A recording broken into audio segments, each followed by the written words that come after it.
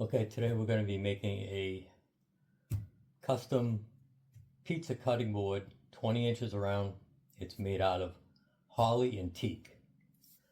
I always recommend is when you're using different jigs like this in order to cut the perfect circle, I go ahead and I make a template up. So I make sure that it's the exact size that I want.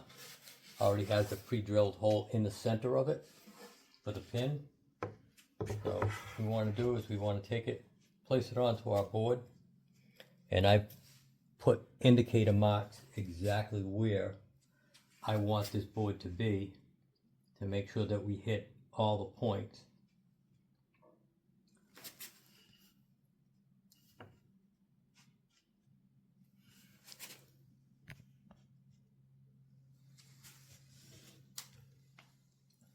Once we have it in place, we checked everything to make sure we're going to hit every single little piece. I just put a clamp on it, take a center punch,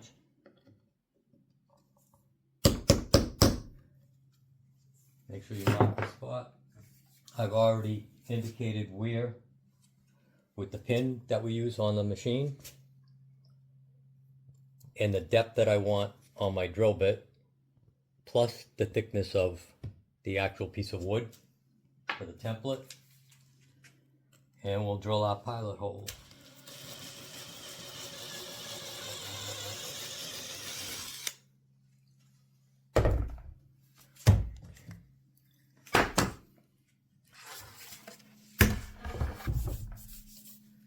Now we have our pilot hole already drilled.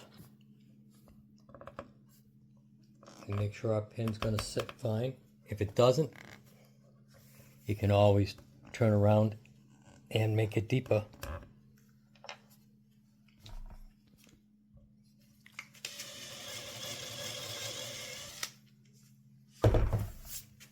And later on, after we're done with all the sanding, we'll be actually taking and making and putting a plug in that spot to fill it in.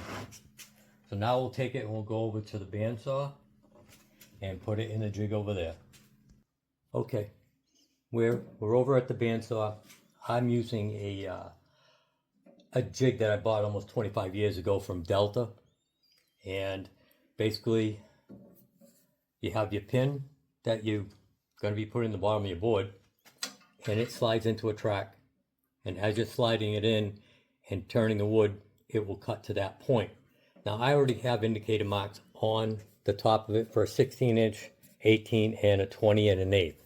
The reason I went 20 and an 1/8 on this board is because the finished product, after sanding the edges, will be 20 inches. So once again, take your template that I've already cut, put your pin in, and just to make sure that you're still all lined up, take it and bring it in, and it should be just touching the blade, which it is. Now we'll remove the pin from the template, put it into our finished piece.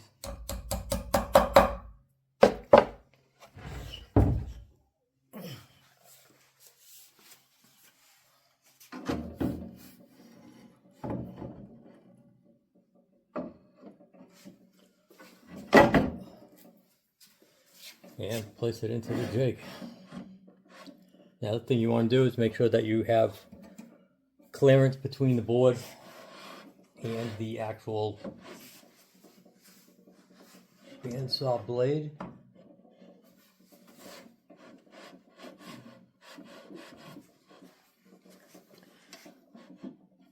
Okay.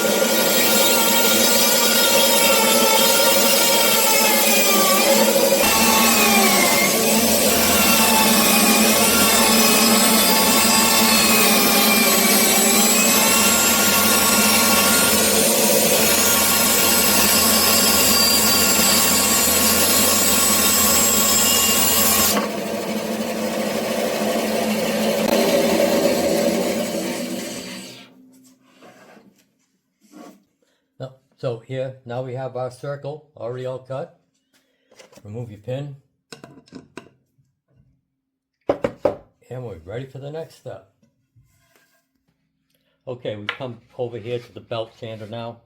And we've taken our jig, put the pin back in it. And I made a simple little jig for this because I had no other way to really mount it with that same pin so I stay the exact diameter. So I just took a piece of 1/2 inch plywood, and the reason for the little 1/8 inch piece on the top is so it can compensate for the ridge that is on the actual pin itself. So it's basically going to slide right into the same groove, and it'll be right against the belt, and you can spin your board so that way there it's going to take it down nice and clean on the edges.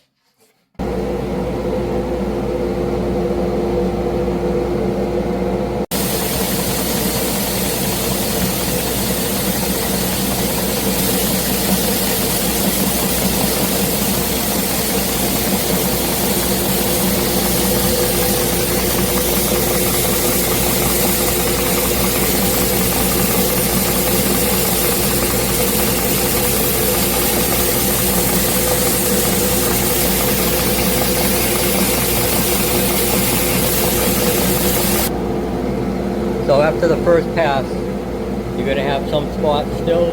You'll have to continue to sand, but as you can see, it just brings it down to a perfect circle.